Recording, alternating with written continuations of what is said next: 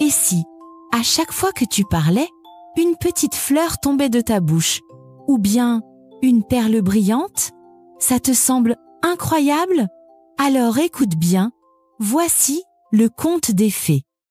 Il était une fois dans un petit village tranquille, une veuve qui avait 2 filles. L'aînée lui ressemblait beaucoup.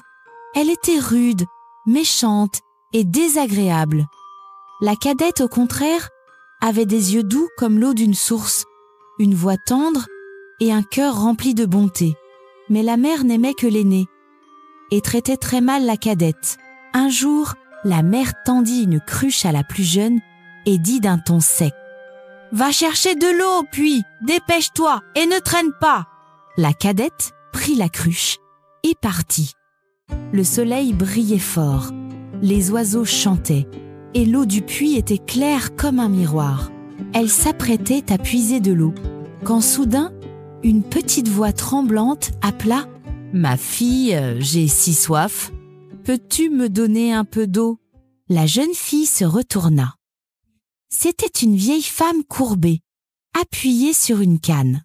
Sans hésiter, elle posa sa cruche, remplit une écuelle et la tendit avec douceur. « Tenez, bonne mère, buvez lentement, faites attention à ne pas vous étouffer. » La vieille sourit mystérieusement. « Merci, ma chère enfant. En vérité, je ne suis pas une simple vieille dame, je suis une fée. Comme tu es polie et généreuse, je vais t'offrir un don merveilleux.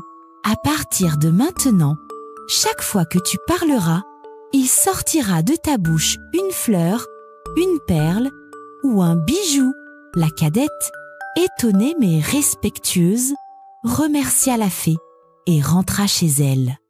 À peine eut-elle dit « Bonjour maman, me voilà !» que ploc, ploc, ploc tombèrent de sa bouche 2 perles étincelantes et une jolie rose parfumée. Sa mère ouvrit de grands yeux. « Oh, quelle merveille! Quelle chance incroyable !»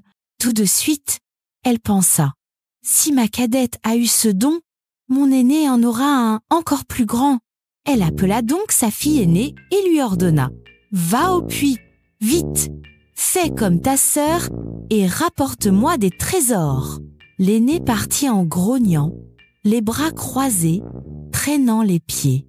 Cette fois, la fée prit l'apparence d'une grande dame élégante, vêtue d'une robe brillante et coiffée d'un chapeau à plumes. Elle dit doucement: « Ma belle enfant, j'ai soif. Veux-tu bien me donner un peu d'eau ?» Mais l'aînée leva les yeux au ciel et répondit d'une voix dure: « Quoi? Tu n'as pas de main? Tire l'eau toi-même.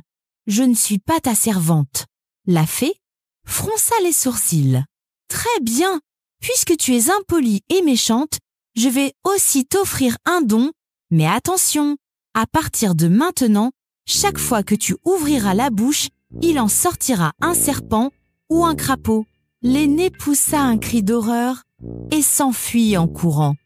Quand elle arriva chez elle, elle voulut se plaindre, mais aussitôt floc. Un vilain crapaud tomba par terre et sif. Un serpent visqueux glissa hors de sa bouche.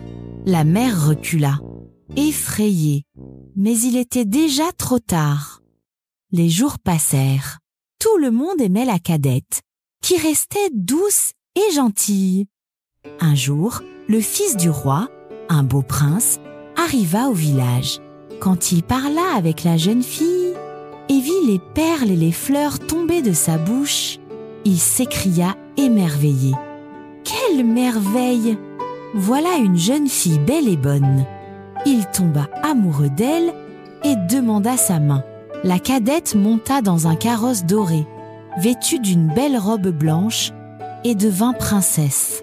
Tout le village murmurait: « C'est grâce à sa bonté qu'elle est si heureuse. » Et l'aînée, hélas, chaque fois qu'elle ouvrait la bouche, floc, un crapaud immonde, sif, un serpent gluant.